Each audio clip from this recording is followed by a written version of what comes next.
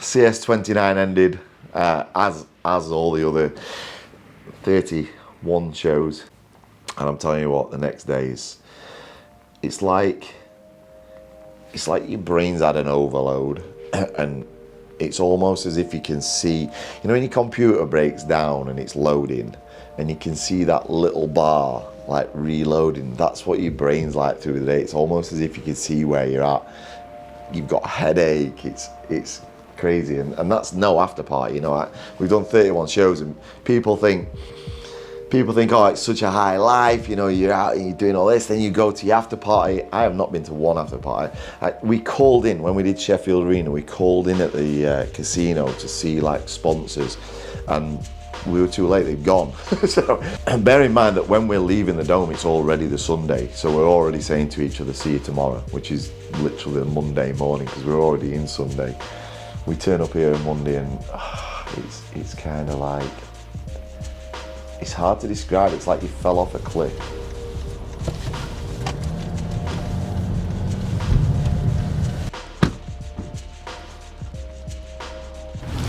Park 3 mile away, so no one hits you with shopping trolleys. So a bit of a tradition is after the show, go and get pizza. Because you couldn't get pizza there, it was down. Oh, perfect timing. It's down.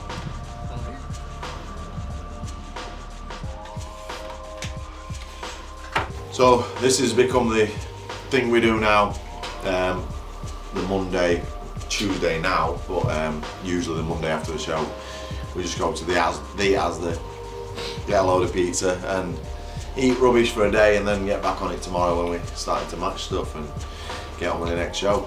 So dive in.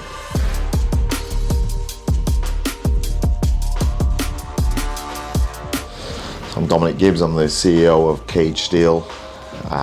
Cage Steel now been running like 11 years. At the time, Cage Steel was a fightwear brand, so you know, the shin guards, the gloves, the t-shirts, all that, and it was owned by a guy called Jamie Thwaites. So we approached Jamie and said, Cage Steel be like the main sponsor. CSFC back then was born, Cage Steel Fighting Championships. So December 2011. That was the kind of birth of Cage Steel. You know, I keep telling everyone I'm blessed. I've got an amazing team around me. Bear in mind, me and Danny started this, and I still had my facilities management company at the time, and I was kind of doing the social media. So I'd do my day job and then come home and do social media till the early hours of the morning, and then I got this message off a lad. So, scrolling through my contacts, came across Dom. I just really wanted to make sure that I'd get that meeting with him, so it was a massive essay, sent it off. The message was like ridiculously long, and I think my reply was, what do you want? Dom were like, what do you actually want? I said to him, can I have a meeting with you? I only want a bit of your time. And Alex replied and said, well, I want half an hour of your time if you want. And I just kind of replied and said, okay, Starbucks, Wednesday, 2 o'clock.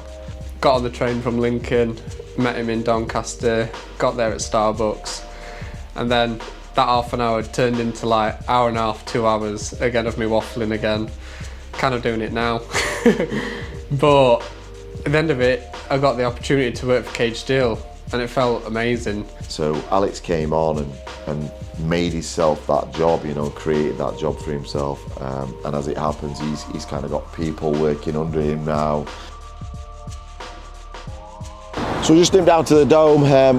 We make sure that we do regular event kind of meetings with the guys here, make sure that everything's up to date. We've got a long-standing relationship with these guys. We've done like 31 shows here. So we make sure that we always regularly meet, make sure they've put the posters up and things like that. So we're just going to go and make sure the guys are all right today. We're going ice skating or swimming? I think swimming, me.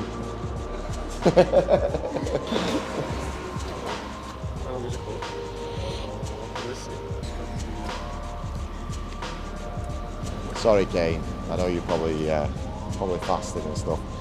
I'd like to see if that's better than your pizza. I'm sure you can knock one up that's better than that.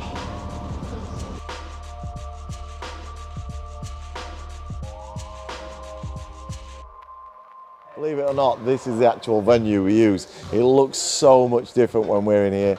All these curtains are pulled, all these black curtains around the edge. They're all pulled out so that the walls disappear. All the seating is under here. All that has to pull out, be put on the sides, and it just creates this amazing arena. So I love it here. I think it's one of the best venues for MMA. The tiered seating, people get to look down on the cage. From up here, the balcony is a sick view. So yeah, I love it here. It does look very much different, which we'll do some kind of transition video at some point and show you what it looks like from one to another. So I've been working for Cage Steel for about 6 years now, and since I've started, things have just flown really. We're getting bigger and better fights, obviously doing more shows a year now as well. Just the whole profile of Cage Steel, as a team we've built it up so much. Our artwork's got loads better, video work is incredible, being able to show people like these fighters' lives, make everything really exciting. That's what I love about Cage Steel, it's just such an exciting company to work for. Okay, so we're over in York, we're at the Legion's gym. I love this gym, it's an amazing place. They do lots of interclubs, so I've spent quite a few hours here with fighters and people, you know, just training and stuff. It's a great gym. I'm doing some interviews with some guys, one guy turning pro. So yeah, it's a busy bit of a night. Going to Cage Steel is one of the productions that I looked at and thought that I'd love to fight on it. So when I got the opportunity to eventually fight for the title, and well, I won the title, yeah, it was a really good buzz for me, and it kind of gave me that confidence knowing that I was doing everything right and I was where I was meant to be. And now looking to step up and go pro, keep the journey going, see how far we can take it. Always enjoy fighting on Cage Steel. I think the production on it's really good. Different vibe to when you're fighting on other shows. You're not just in some daft leisure centre somewhere. It kind of the arena setting, even just the lights production, the canvas, everything really brings it all together and makes it feel like, you know, a proper show for fighters.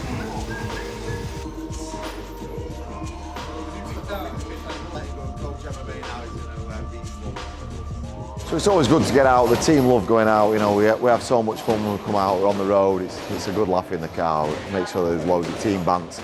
But it's great to see, like here now, loads of like youngsters getting involved in the sport, seeing them come through. You know, sometimes been doing this for a lot of years now. You can see these kids in the gym. They might be 14-year-old when you start off, and then suddenly they're 20 and they're wanting to fight on the show. So it's great to pick up all that stuff. Great to network with like the gym owners and come and see the fighters in a different format. You know, on fight day it's always a bit stressful for them. So it's good to see them a bit more relaxed. But they're usually doing an action where for this going to be an ultra You know when they do like tail take? We go out and interview these people, and I can honestly tell you, I get to know them, and I end up where I like both, and I don't have a favourite. I want them to win. And as much as it is, you know, we've had it before. We've had kind of big ticket sellers, and everyone thinks, oh, you know, you're going to protect those guys and bring people in. And we brought this guy in. We brought him a long way. And his dad actually said to me, what are you going to do? So it was a title fight. What are you going to do when my boy takes this belt and knocks your big ticket seller out? I said, find another big ticket seller. I don't have a favourite, you know, they are what they are. The fighters are fighters. They understand the game. I don't think it's respectful if you've got kind of favourites. I want to appreciate all the fights and all the fighters. They've been incredible. I'm grateful and thankful to all of them for putting it on the line and you know, showcasing their skills. Doncaster, people say why you end up in Doncaster, and it was that my dad left the service and my mum and dad then split up. We were like one parent family, 5 kids. My mum grafted so much, you know, I've got so much respect. You say ultimate heroes, you know, my mum's definitely above kind of Bruce Lee in terms of like my ultimate heroes, and she showed me work ethic and stuff like that. But for some reason we kind of landed in Rotherham and then moved to Doncaster, and I obviously, you know, I don't know the reasons why, but yeah, you know, for years I was always saying I was bigging up the town, how amazing it was, because I'd lived in so many different places around the world. So it kind of just fit to kind of stay, and it felt right.